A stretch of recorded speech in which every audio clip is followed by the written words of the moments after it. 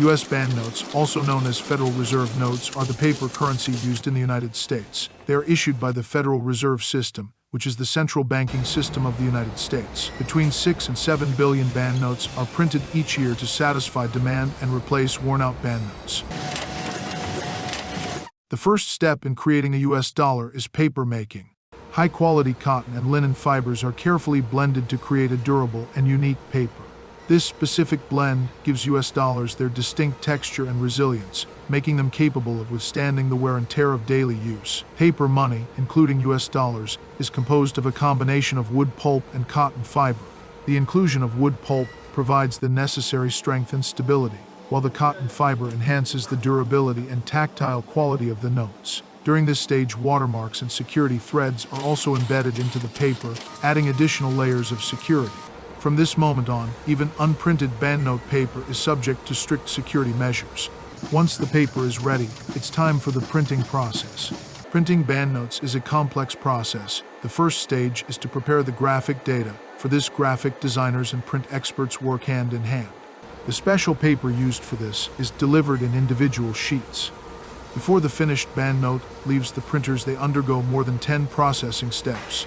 The process begins at the offset printing press, where a multicolor background print is applied to the paper. In the offset printing process, both sides of the paper are printed simultaneously, requiring impeccable precision at every step. During offset printing, the image to be printed is first transferred from the printing plates onto rubber blankets. These blankets then apply the ink onto the paper with remarkable accuracy and consistency. This indirect transfer of ink allows for sharper details, vibrant colors, and precise alignment. Intaglio printing is one of the most important stages in the printing process. The engraved printing plates, which have recessed designs and lines, are coated with ink. After the ink is applied, the surface of the plate is wiped clean, leaving ink only in the recessed areas. This step ensures that ink remains only in the engraved lines and designs, while the surface of the plate is clean. As the paper moves through the press, immense pressure is applied to the ink plates. This pressure forces the ink out of the recessed lines and onto the paper, creating the raised texture and intricate designs characteristic of intaglio printing. The pressure applied also allows the ink to adhere firmly to the paper fibers. The banknotes, which have already undergone the intaglio printing and other printing processes, are fed into the numbering press. The machine is designed to handle the specific dimensions of the banknotes. Combination of letters and numbers is applied using the letterpress printing technique. Each banknote is unique and clearly identifiable. The next step of the production process is testing. Here, every detail of the note is checked closely. Trained inspectors visually examine each banknote to check for any physical defects such as tears, stains, or misprints. This manual inspection helps identify any issues that may affect the usability or appearance of the banknote. At the cutting station, the sheets are cutted lengthwise and crosswise to create finished dollars. Now, let's talk about its size. The most common denomination, the $1 bill, measures approximately 2.61 inches in width. Moving on to the length, the U.S. dollar bill measures around 6.14 inches, just a bit longer than the average smartphone. The money is then bundled together in straps. Straps are paper or plastic bands that hold a specific number of banknotes, usually 100 bills per strap for lower denominations and 50 bills per strap for higher denominations. Bundled bricks are placed into containers or boxes designed for banknote storage and transportation. These containers are often made of durable materials and may have specific security features, such as tamper-evident seals or locking mechanisms, to ensure the integrity of the banknotes. Now the dollars travel through road, air, and sea, escorted by security teams that protect the notes until they have reached their destination. The new U.S. dollars are put into hundreds of thousands of cash machines across the United States. At a staggering rate of 187.50 per minute, this machine churns out over $11,000 per hour. Imagine the magnitude of its productivity. Let's begin by exploring the humble quarter, which holds a value of 25 cents. Once it reaches the bank, a store, or people's pockets, it becomes an essential part of our everyday transactions.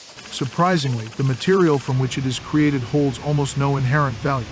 Within the realm of coins, we encounter three primary types: legal tender coins, which we use as everyday currency; gold coins, cherished as investments; and collector coins, distinguished by their exquisite craftsmanship and historical significance. A coin truly assumes its value when it departs from the mint. Speaking of mints, did you know that the United States Mint produces an average of 3 million quarters per day? An awe-inspiring figure indeed. Originally, when coins were first minted in the 1790s, they were crafted from silver. However, as the scarcity of silver became apparent in 1965, the United States government opted to transition to nickel-plated copper coins. The intricate minting process commences with the extraction of raw materials from mines across the United States and around the world. These mines ensure a steady supply of silver, copper, and other essential metals. Picture a vast scrapyard, bustling with mountains of recycled copper, patiently awaiting its transformation. Through the force of a massive hydraulic ram, the refined metal undergoes melting and alloying, where the necessary metals are carefully introduced. At the United States Mint, coins come to life through a unique composition consisting of 75% copper and 25% nickel. The journey of these metal rolls continues as they pass through a die press, meticulously cutting nearly 300,000 coin blanks per roll. During this process, any leftover scrap is efficiently separated for recycling, ensuring its future contribution to coin production. The coin blanks emerge from the die-cutting press, resembling a symphony of metal discs cascading like a slot machine. An elevator gracefully transports them in small trays, poised for the subsequent stages of their transformation. However, these coin blanks are but simple metal discs at this stage, lacking any distinguishing features and not yet possessing their 25-cent worth. Despite their similarity in size to real coins, they must endure a stringent test before they can assume their monetary value.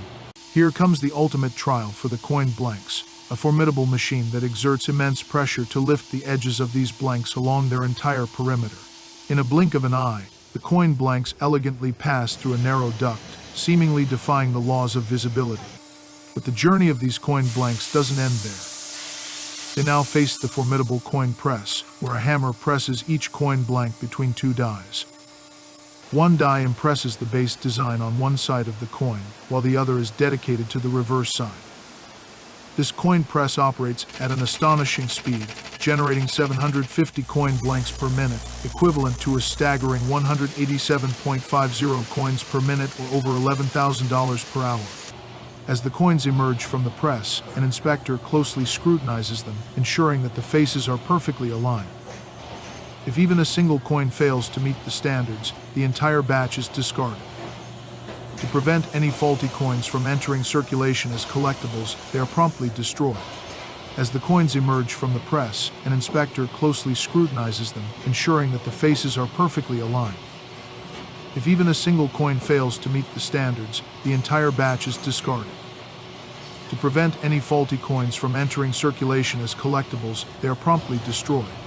However, when the sample proves to be flawless, all the coins are joyously deposited into an automatic counter, which efficiently fills giant bags with 200,000 quarters, totaling a remarkable $50,000. Given the vast number of coins produced each day, surplus coins patiently await their turn in containers, preventing the counter from becoming overwhelmed.